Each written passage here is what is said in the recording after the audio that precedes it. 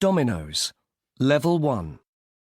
Sherlock Holmes, The Top Secret Plans, by Sir Arthur Conan Doyle. Text adaptation by Jeremy Page. Read by Joanna Hall, Roger May, Christopher Milnes, Paul Panting, and James Daniel Wilson.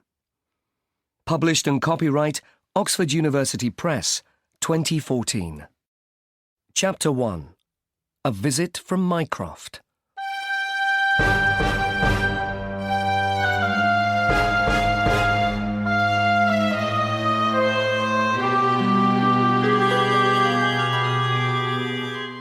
It was a dark autumn morning in 1895.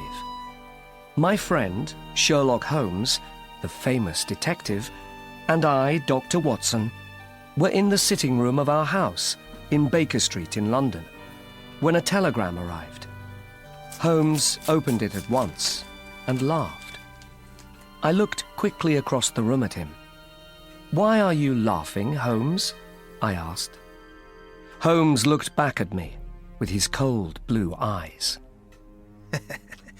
"Because this telegram is from my brother Mycroft," he said. "He wants to speak to me at once about Mr. Arthur Cadogan. Do you know this man, Watson?" I saw something about him in today's newspaper, but now I can't remember the story, I answered. "And my brother Mycroft, what do you remember about him?" asked Holmes with a smile. "Not much," I answered. "I met him once, long ago. Tell me more about him." "He's a very clever and important man. He works for the government. He knows everything about everything. So why does he want to speak to me? Why does he want to visit our home in Baker Street? And who is Mr. Cadogan?" I opened the Times and looked for the story. "Here it is," I cried suddenly. "A worker found Cadogan's dead body near Aldgate Station on the London Underground on Tuesday morning." "Tell me more, Watson," said Holmes. I began to read the story in the Times to him. The dead man was Mr. Arthur Cadogan. He was 27 years old. He lived with his wife, Violet, in Woolwich, and he worked at Woolwich Arsenal. "Now I understand," cried Holmes. "Mycroft is interested because Cadogan worked for the government." "On Monday night," I said, "Cadogan was in Woolwich with his wife. They had tickets for the theatre. Suddenly, he left her in the street. But why? She doesn't know. At 6 o'clock the next morning, a worker found his dead body." "Near Aldgate Station," said Holmes. "I see. And was Cadogan badly injured?" "Yes, he was." "Then he fell from the train. Or somebody pushed him. Perhaps he was dead before they pushed him out. Tell me more, Watson." Cadogan's train came from West London. But where did he get on? "The police don't know," I said. "There was no train ticket in his pockets, only some money, 2 theatre tickets, and some papers." "Very interesting," said Holmes. "How did he get on the train without a ticket? Perhaps somebody took it. But why?" Holmes stopped and thought. Cadogan worked for the government at Woolwich Arsenal. He had some important papers, And my brother Mycroft is interested in this. And so, Watson, I am interested too. Now, where is Mycroft? Minutes later, Mycroft Holmes arrived at our door. He was a tall, fat man with a very clever face. With him was our old friend Lestrade, the Scotland Yard detective. Mycroft took off his coat and sat down. "This is very bad, Sherlock," he said. "The government isn't happy. Do you know the story?" Watson read it to me from the Times, answered Sherlock. What were the papers in Cadogan's pocket? They were plans for a new British submarine, the Bruce Partington submarine. They're top secret and must always stay in a safe at Woolwich Arsenal. Then why were they in the pocket of a dead man near Aldgate Station? asked Sherlock. "We can't understand it, Mr. Holmes," said Lestrade. "And it's worse than that," said Mycroft. "There were 10 papers in the safe at Woolwich, but we only found 7 papers in Cadogan's pocket. The 3 most important papers weren't there. Where are they? We don't know." Said Sherlock. Why did Cadogan have those papers on him? Where are the missing papers?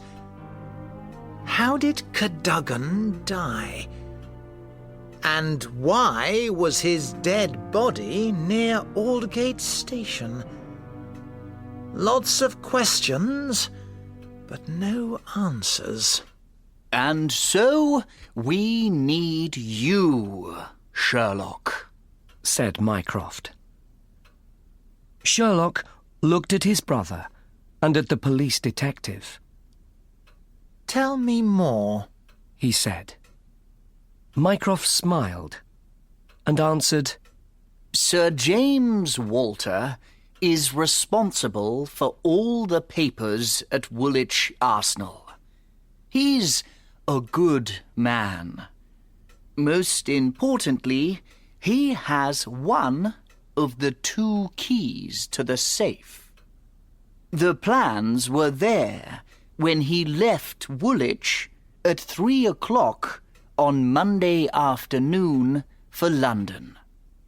He took his key with him. Why did he go to London? asked Sherlock. He needed to meet someone from the government. He left the man's London home late that night. Right. So Sir James didn't help Cadogan take the plans, said Sherlock.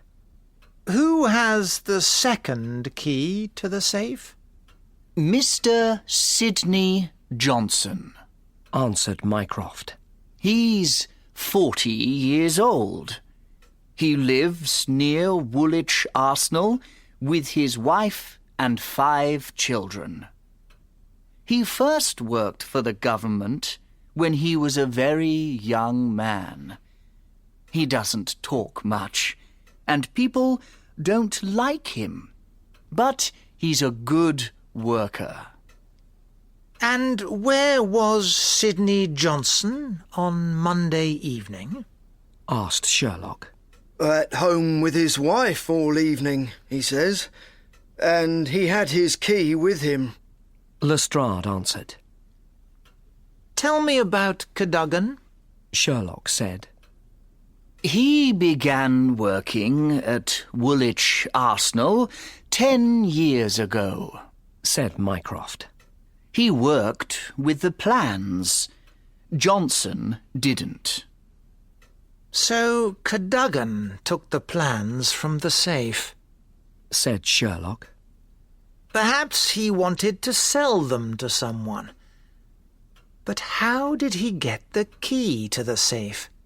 And the key to the room. And the key to Woolwich Arsenal, too, said Mycroft. We don't know. So what do we know? Asked Sherlock. First, Cadogan left his wife in the street in Woolwich. Second, he didn't go to the theatre that night. Third, he went to London with the plans. And fourth, he died, perhaps near Aldgate Station. Did he sell the plans in London? Then why did he finish in Aldgate and not back in Woolwich? He wanted to sell the plans, but he wanted lots of money for them, we think, said Lestrade. There was a fight over the money, and Cadogan died. Then his killer took the 3 most important papers from his pocket. But then why did Cadogan have tickets for the theatre that night, and no underground train ticket? Cried Mycroft. Sherlock, can you help us? Sherlock looked at his brother for some time. Yes, I can, he said in the end, and stood up. This is all most interesting. And now I must find some answers to all those questions. Come, Watson.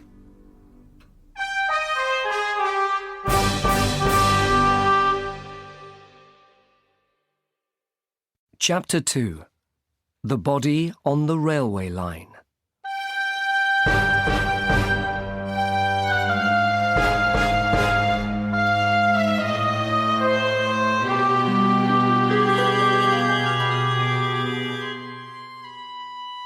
An hour later, I stood by a railway line near Aldgate Station with Sherlock Holmes and Lestrade.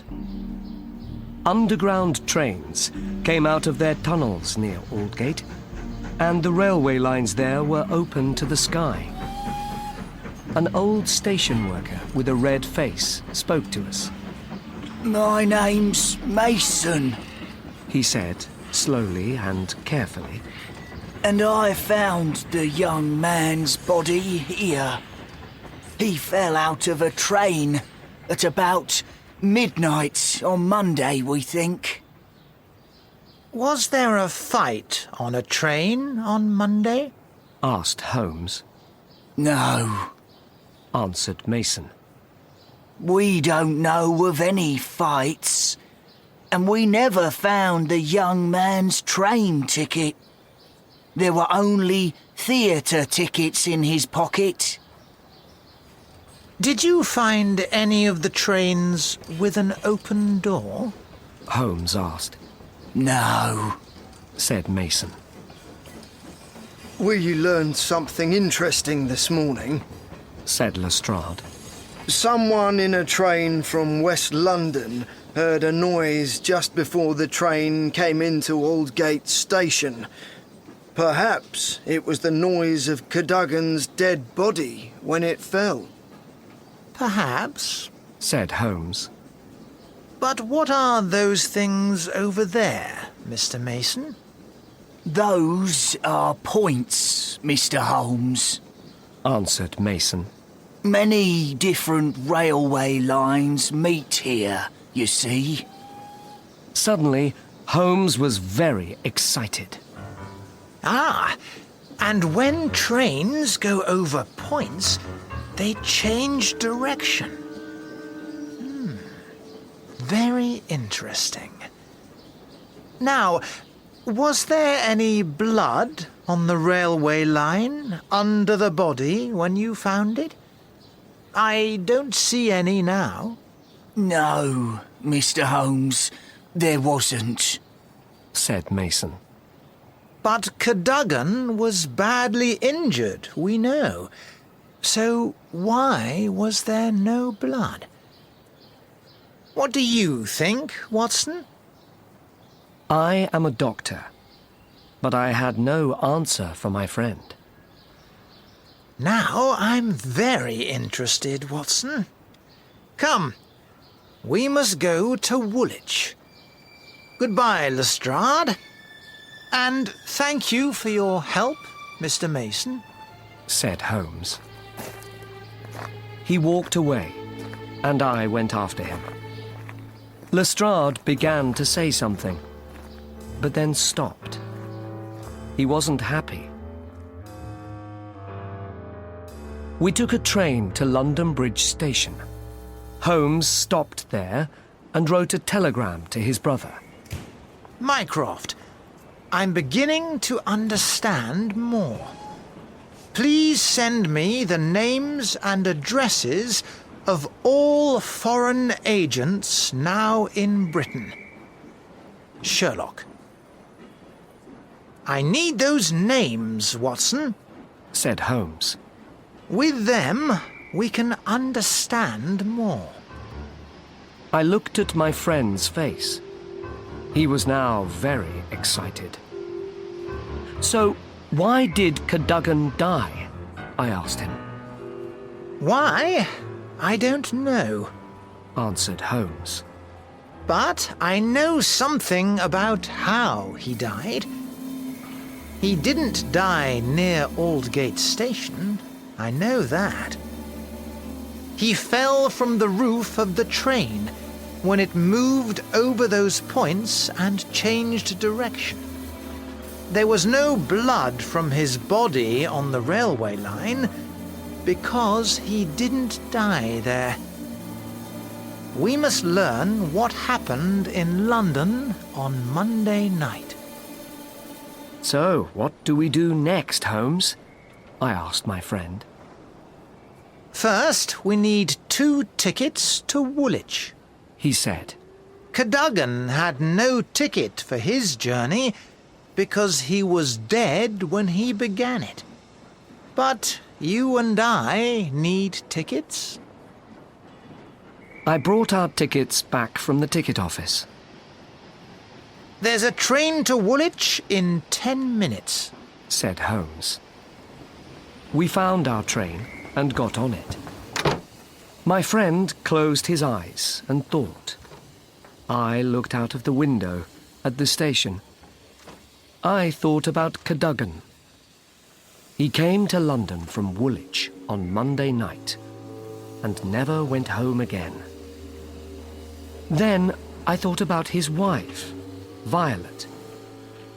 She wanted to go to the theatre with her husband that evening and never saw him again. Suddenly, I felt very angry. We must find Cadogan's killer, Holmes, I cried. We must do it for his wife. Holmes looked at me with his cold blue eyes, but said nothing. Then he closed his eyes again.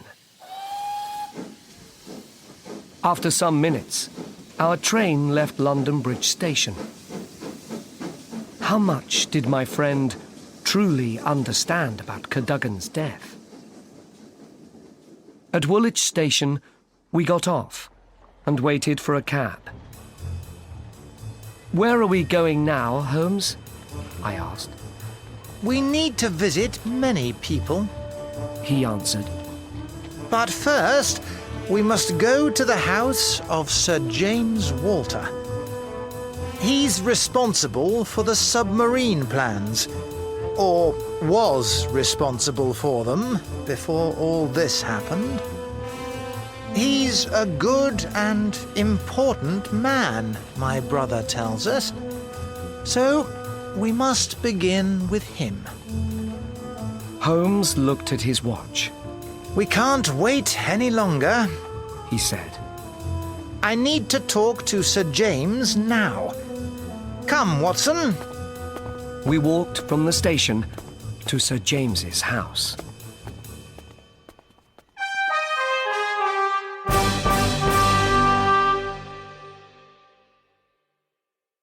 Chapter 3.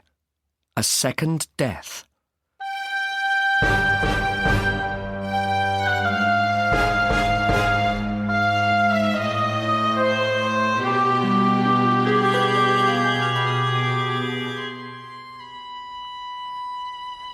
We soon arrived at Sir James Walter's house by the river.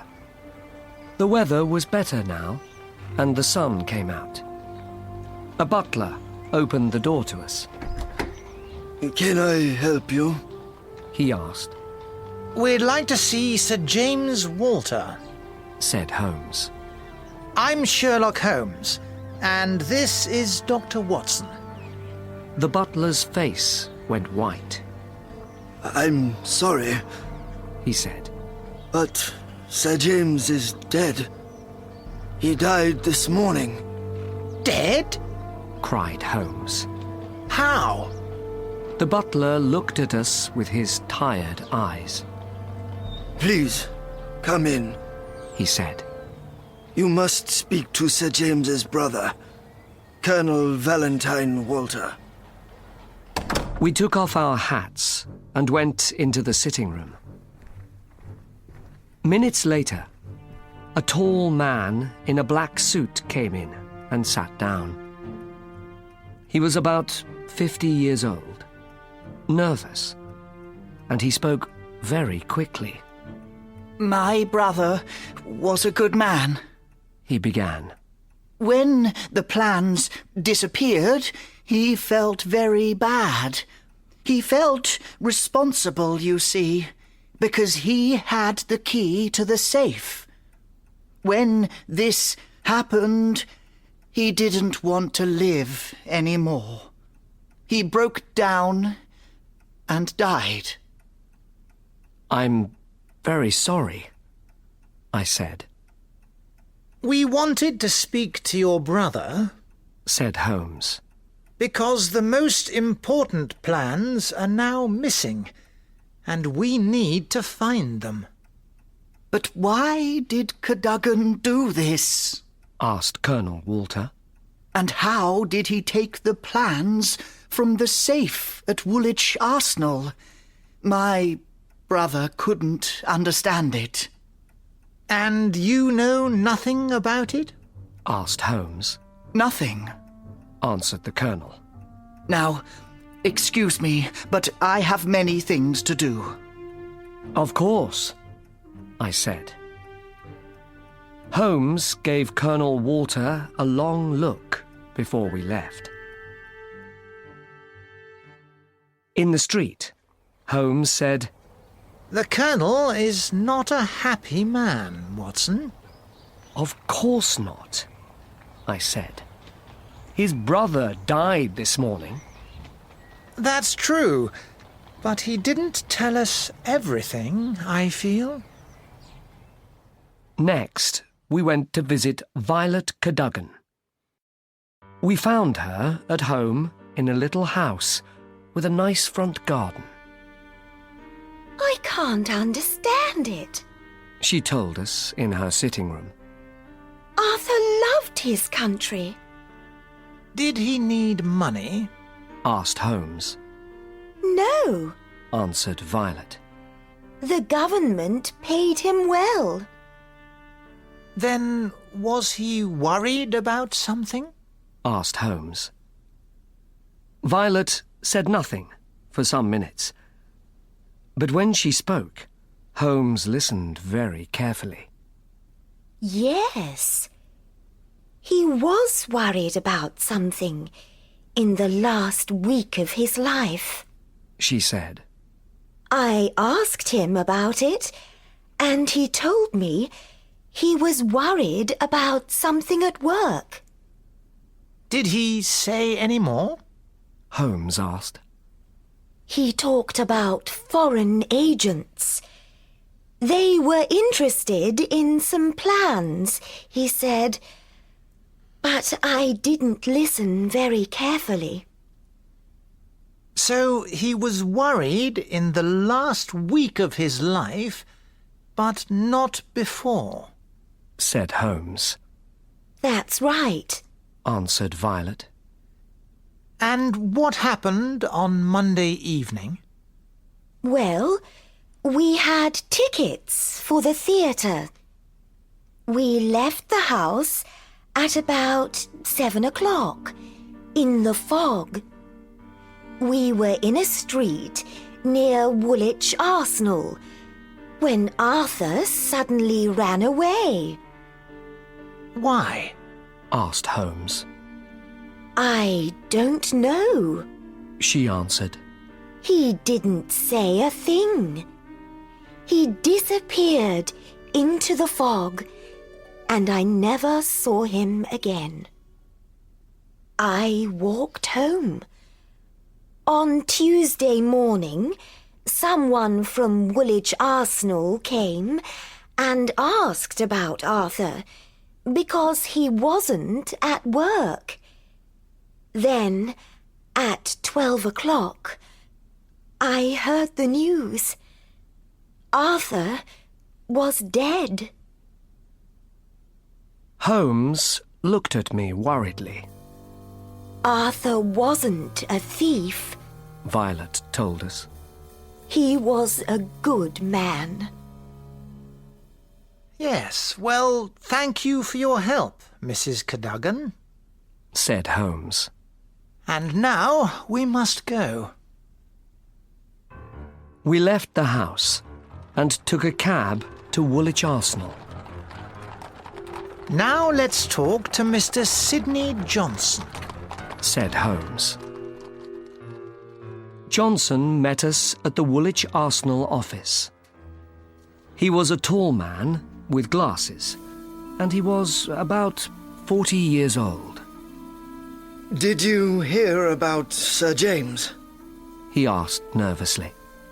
Yes, we spoke to his brother this morning, I answered. First Cadogan dies, and now Sir James. What is happening? And why did Cadogan take those plans? So he took them, you think? Said Holmes. Why? Well, I never thought badly of him before, answered Johnson. But I didn't take those papers, and Sir James didn't take them, so that leaves Cadogan. Right. And what time did you close the office on Monday? Asked Holmes. At 5 o'clock, said Johnson. And the plans were in the safe when I left. So the thief needed 3 different keys for his work that evening. Am I right? Yes. Johnson answered. The key to Woolwich Arsenal, the key to this office, and the key to the safe. But Cadogan didn't have any of those keys, and the police found no keys on his body. So how did he take the plans? Asked Holmes. I don't know, said Johnson. My keys were with me, and Sir James took his keys to London when he left. Right. Now, only 7 of the 10 papers were in Cadogan's pockets, said Holmes. 3 papers are missing. Can someone make the submarine with those 3 papers? No. Johnson answered. They need all 10 of them, I think. But the missing papers are the most important, said Holmes. They are, said Johnson. Then we must move fast, said Holmes. Come, Watson.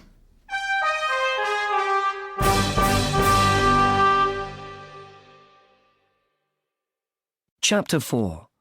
Holmes in Kensington.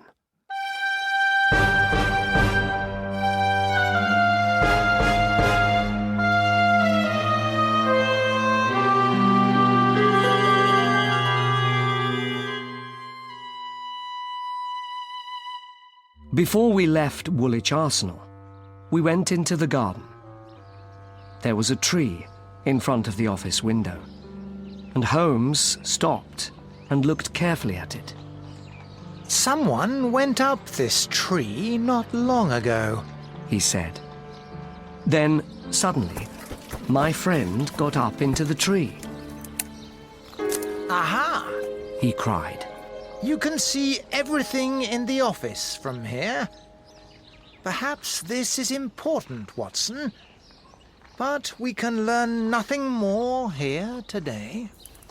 He got down from the tree, and we walked back to Woolwich Station. At the ticket office, we spoke to a young ticket office worker. I saw Mr. Cadogan on Monday evening. He told us. He came here at about 8 o'clock, and I sold him a ticket to London. He was very nervous when he asked for it. He took the 8:15 train to London Bridge. We thanked the man and took a train back to London. Holmes said nothing on our journey. Back in London, he asked me, So what did we learn in Woolwich, Watson? Let's think. Cadogan was worried in the last week of his life and very nervous on Monday evening. Why? Perhaps a foreign agent wanted the Bruce Partington plans, but Cadogan didn't want to help him. He left home with his wife on Monday evening for the theatre. He had 2 theatre tickets in his pocket. So why did he disappear? Why did he run away and leave Violet in the street? Perhaps he saw the foreign agent again in the fog that night. Cadogan followed the man and saw him take the papers from the safe at Woolwich Arsenal. Perhaps from the tree by the window. But he didn't call for help, I said. Why was that? A good question, Watson, Answered Holmes. Perhaps the thief wasn't a foreign agent, but someone important from Woolwich Arsenal. Perhaps the important man escaped, and Cadogan took a train to London because he knew his address. What happened next? I don't know. But some hours later, Mason found Cadogan's dead body on the Underground Railway line near Aldgate Station. Back at Baker Street, we found a message from Mycroft. It gave the names and addresses of the important foreign agents in London at the time. Holmes, I have 3 names for you. Wolfgang Mayer, 13 Great George Street, Westminster. Louis Larothiere, Camden Mansions, Notting Hill. Hugo Oberstein, 13 Caulfield Gardens, Kensington. Oberstein was in London on Monday, but he left the next day. The government is very worried. Mycroft. Holmes looked at his big map of London and found the 3 addresses on it. Good, He said, and smiled. I must go out now, Watson. Please wait here. I waited 3 long hours. At about 9 o'clock, a boy arrived with a message from Holmes. Watson, I'm having dinner at Goldini's Italian restaurant in Kensington. Please come at once. And bring a crowbar, a lamp, and a chisel. S.H. I took a cab to the restaurant and found Holmes at a table by the window. I sat down with him. Do you have everything with you? He asked. Yes, I answered. And nobody in the street saw me with it, because it's all under my coat. Very good, Watson. Now listen. Cadogan's body didn't fall out of a train, but from the roof of a train. This happened when it went over the points at Aldgate and changed direction. So someone put his body on that train roof. But how? I couldn't answer. Tell me, Holmes, I said. Very well. In West London, some of the underground railway lines leave their tunnels and are open to the sky. The back windows of different houses overlook these open railway lines. When a train stops under one of these windows, a man, or perhaps two men, can put a body on the roof of it. Trains often stop and wait under the back window of a house here in Kensington. The address is 13 Caulfield Gardens. It's the home of a foreign agent, Mr. Hugo Oberstein. And he left London on Tuesday. Ah, so you left me at Baker Street for this, I cried. Yes, Watson. Earlier this evening, I went and looked at the railway line behind 13 Caulfield Gardens. A train stopped there when I arrived, under Oberstein's back window. Oberstein put Cadogan's body on the roof of a train through that window. But where is Oberstein now? I asked. We need to find him and the Bruce Partington plans. Oberstein is in Paris, Holmes answered. He wants to sell the plans there, and he's asking a lot of money for them. So what can we do? I asked. We can break into his house, said Holmes. There's nobody there now, but perhaps there's something interesting in the house. Remember, we know Oberstein killed Cadogan and took the plans. But Oberstein doesn't know about us. But do we need to break into his house? I asked. Let's talk to Lestrade about this. There's no time, Watson, said Holmes. You can wait in the street, but I must get into Oberstein's house tonight. We got up. Holmes paid, and then we left the restaurant. Let's walk there, said Holmes. It's not far. This is going to be a very interesting visit, I think.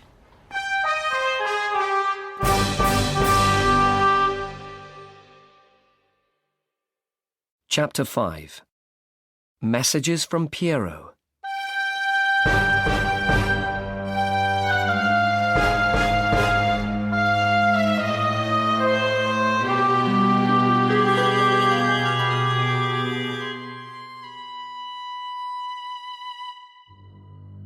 We soon arrived at Caulfield Gardens. The houses there were all very big. Holmes brought me to number 13, and we looked at the front door. It was big and heavy. "We can never break in here, Holmes," I said. You're right. He answered. People in the street can see us very easily here, and any of them can call the police in a minute. Let's go down to the basement. We soon stood by the basement door. "I don't like this, Holmes," I said. "We always work with the police." Look, we're doing this for our country. Answered Holmes coldly. Now, give me the crowbar. Holmes was right, I knew. We had important work that night. I took the crowbar from under my coat and gave it to him. I didn't watch him open the door. I looked up at the street, but saw no police. The door was soon open, and we went into the house. I closed the door behind us, and we went upstairs. Holmes stopped at a window. Watson, this is it. He cried. He opened the window, and we looked down at the railway line in front of it. Was I right? Holmes asked me. "Yes, Holmes," I said. "You're always right." Not always, Watson. But look, they put the body here before they put it on the roof of the train. There's blood on the window. Cadogan's blood. It was true. I could see the blood on the window. Let's stay here for a minute or two, said Holmes. We didn't need to wait long. A train arrived and stopped under our window. It was easy to put a body on the roof from here, I could see. So, Oberstein killed Cadogan and put his dead body out of this window, I cried. Yes, Holmes said. Oberstein is our killer, Watson. And now, what more can we find in his house? We went from room to room, but found nothing. Oberstein is cleverer than I thought, said Holmes. He took everything to Paris with him. No! Look! I cried. There's a money box on the table over there. Perhaps there's something in it. Very good, my friend, said Holmes. We don't have the key for it, but give me the chisel, please, Watson. It took some minutes, but in the end my friend opened the box. There were lots of papers in it, with different pictures of a submarine under the sea, and lots of numbers all over them. Holmes took the papers out of the box. How can these help us? I said. They can't, Holmes answered. But what's this? There was an envelope in the box, too. Holmes took this out and opened it. There were 4 messages in it. These are from a newspaper, said Holmes. Someone put these messages in the Times, I think. Look, Watson, here's the first one, and this is the second. Holmes put the messages on the table, and I read them. Would like to hear from you soon. Happy to pay. Write to me at my address. Piero. Must have all papers. Bring them at once. Can pay you then. Piero. Need papers now. Write to me. Then wait for my message in the newspaper. Piero. Monday night at 9 o'clock. Come to my house. Knock 3 times on door. Happy to pay when I have papers. Piero. Piero, of course, is Oberstein, I said. Yes, Watson. Holmes answered. But who read these messages? And who came here at 9 o'clock on Monday night? Perhaps this man took the top-secret plans from Woolwich. Let's go. We can't do any more here tonight. We left the house quietly and soon found a cab. To the offices of the Times, Holmes told the driver. Why there, Holmes? I asked. My friend smiled. Piero is going to put a fifth message in tomorrow's newspaper, I think, he said. We were not at the newspaper offices for long. Soon I was back at Baker Street and in bed. I felt very tired. The next morning, Holmes and I ate breakfast early. Mycroft and Lestrade arrived at 8:30. Good morning, Mycroft, said Sherlock. Good morning, Lestrade. Please, sit down. Then he told them about our visit to Caulfield Gardens. So, you broke into the house, Mr. Holmes, said Lestrade.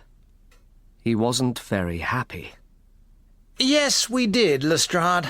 I'm sorry. But we did it for Britain, Holmes answered. Well, the police do things differently, said Lestrade. You must be careful, Mr. Holmes. Oh, we were very careful, said Holmes. What do you think, Mycroft? Very good, Sherlock. Mycroft answered with a big smile. But what now? Holmes gave the Times to his brother. Today's newspaper has a new message from Piero, or Sherlock Holmes, in it, he said. Mycroft read it to us. Tonight. Same time, same address. Knock 3 times. Very important. Piero. Good. So, we're going to Caulfield Gardens tonight. But who's going to visit us there? Asked Lestrade. Let's wait and see, answered Holmes. At 8 o'clock that evening, Holmes and I took a cab to Kensington. We met Mycroft and Lestrade near Caulfield Gardens.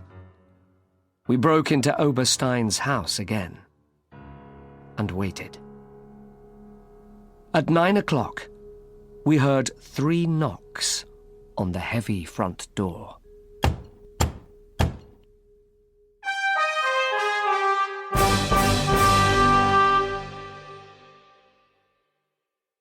Chapter 6. The Top Secret Plans Come Home.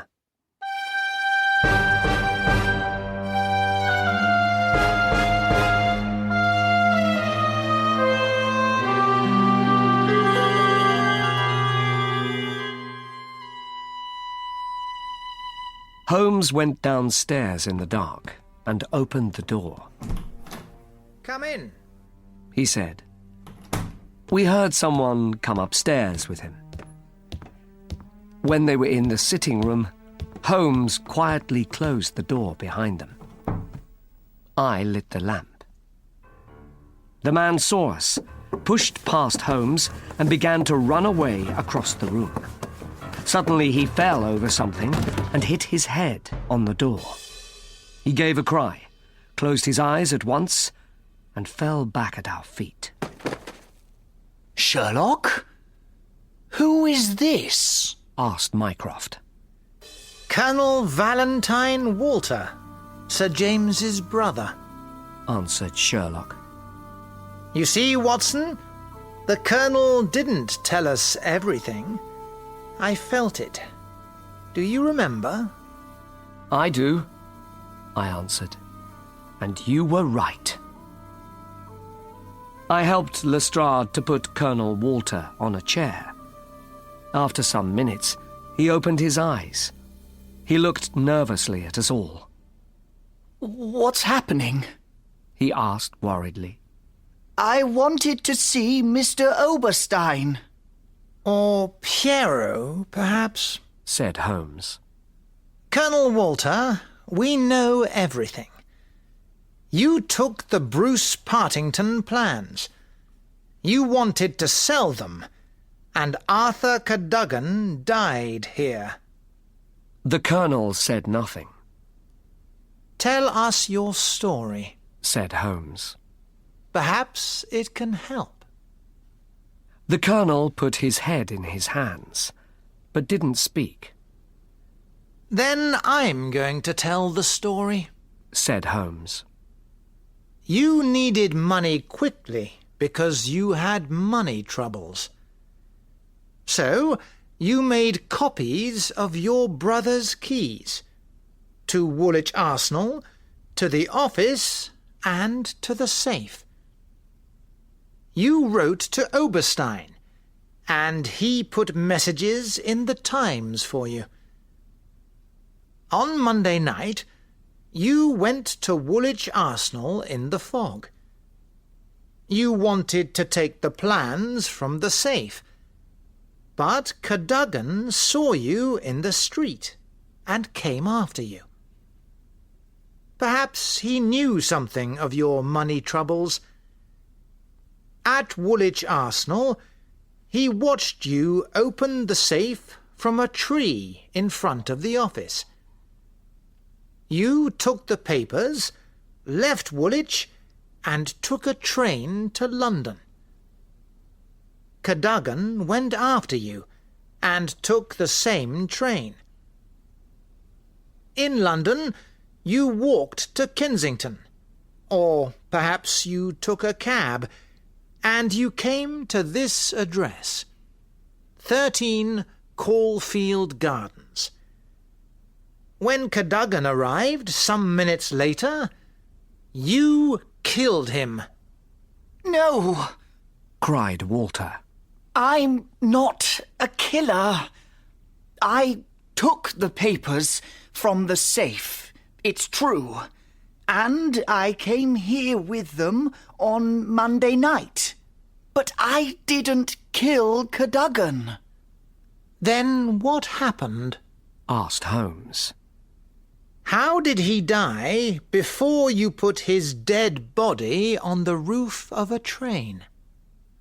Colonel Walter was now happy to tell us everything.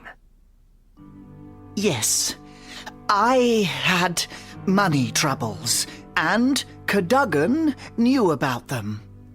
You were right there, Mr. Holmes. I came here to Caulfield Gardens, and I knocked 3 times on the front door. When Oberstein opened the door, Cadogan arrived. He was very angry. He understood everything. He came into the house after me, and Oberstein suddenly hit him over the head with a big, heavy stick. Cadogan fell at our feet, dead. But what could we do with the body? Oh, we didn't know. Then Oberstein remembered something. Trains often stop on the railway line under my back window, so let's put the body on the roof of a train, he said. But first, I want to see those top-secret plans from Woolwich Arsenal. Give them to me. I gave him the papers. He looked through them and said, I need to take these 3 papers from you. You can't, I answered. You must copy them. Then I can take all 10 papers back to Woolwich and put them in the safe again. Nobody must know of this. Oberstein said, Look, I can't copy these 3 papers because they're very detailed. Then I must take them with me tonight, I told him. Oberstein thought for a minute and said, No, I'm going to keep these 3 papers, and we're going to put those 7 papers in this young man's pocket. When the police find the plans on his body, he's going to be the thief in their eyes. I wasn't happy about this, but I said yes to it. What could I do? We waited for half an hour at the window before a train stopped. We quickly put Cadogan on the roof of it. There was a lot of fog, so nobody saw us. Then I left this house and went home to Woolwich. I never saw Oberstein again. Holmes looked at Colonel Walter coldly. And what about your brother, Sir James Walter? He asked. The Colonel's eyes were suddenly old and tired.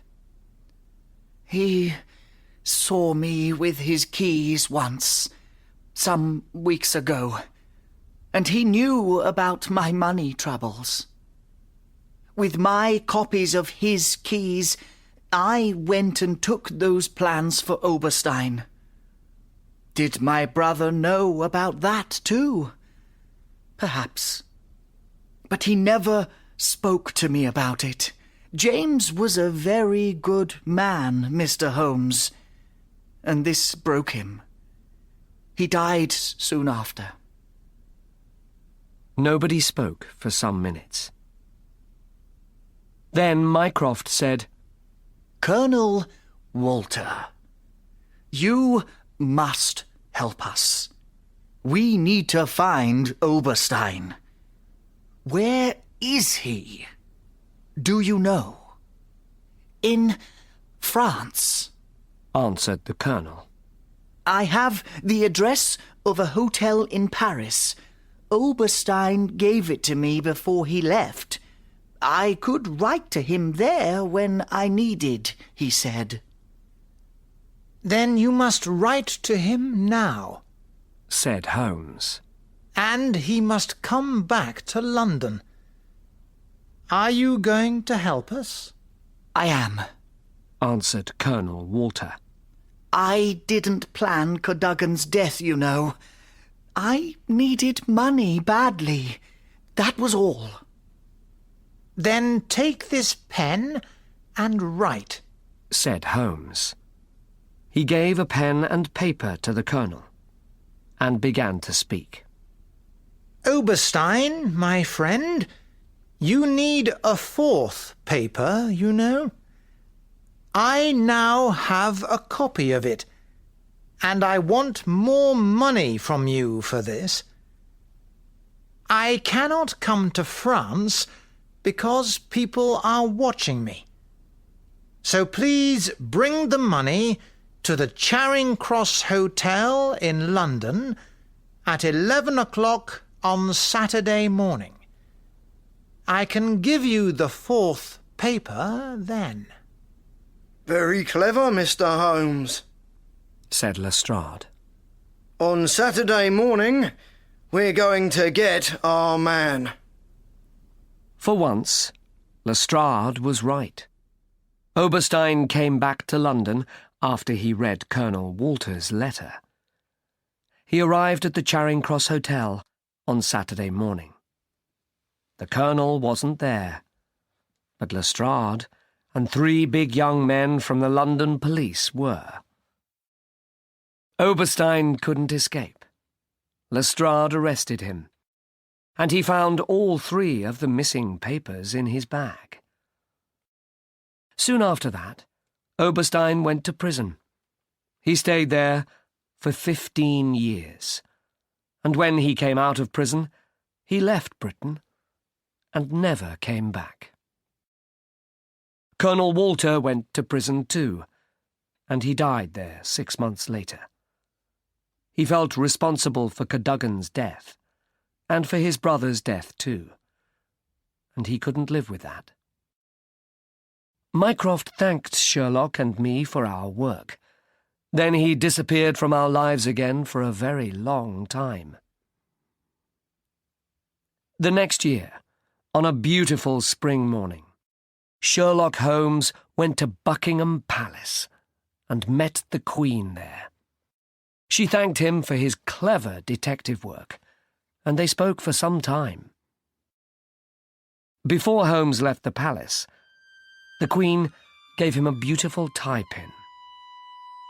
So when he wears that tie-pin now, perhaps he thinks back to the dark autumn of 1895 and our work for Mycroft and the British government.